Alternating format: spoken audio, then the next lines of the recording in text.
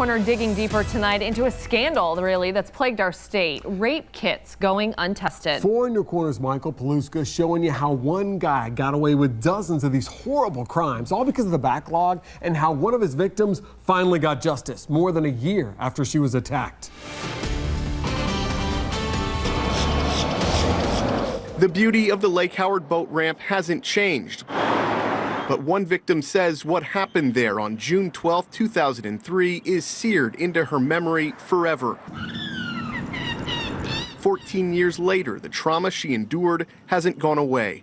With a knife to her throat, the Winter Haven police report says the victim was told, "You'll do what I want or else I'm gonna hurt you." Police had all the evidence they needed, and 4 days after the crime, 4 days before the rape kit was even tested, the case was closed.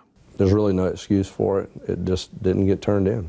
As that sample sat on their evidence shelf, Stephen Baruti was collecting mugshots, calling the Polk County Jail home, spending nearly a year and a half behind bars for aggravated assault with a deadly weapon, domestic violence, and battery, just to name a few. We put steps in place so that we have a safety net, so that we don't have anything that falls between the cracks. Winter Haven Police Chief Charlie Bird says in 2015, during an audit, they finally tested the victim's rape kit. The DNA pointed to Baruti. Police found him at his home just a few miles from the boat ramp.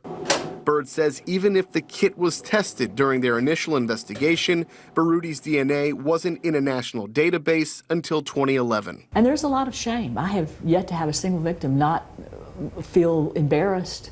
Karen Lay is the Rape Recovery Program Director for Peace River Center. She says the failure of law enforcement not testing kits has created a crisis for victims of sex crimes. Of 100 rapists out there, only 3 ever see jail time. That's 97% get away with it.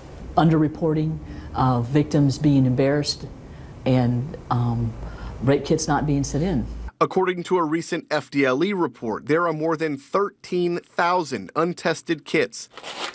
Lay says each one could represent a rapist still on the loose and thousands of victims waiting for justice. Some kits weren't sent in because of funding, lack of victim credibility, or a detective's decision not to.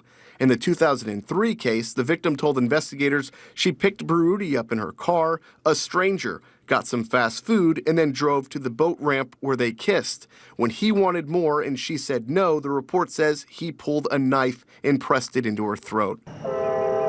We don't know why the detective working the case didn't turn in the kit. Bird says if that detective judged the victim by her actions, it's not something his officers would do today. No matter what the mindsets or the thought processes or policies were in the past, we're different moving forward as law enforcement, technology, training for our detectives.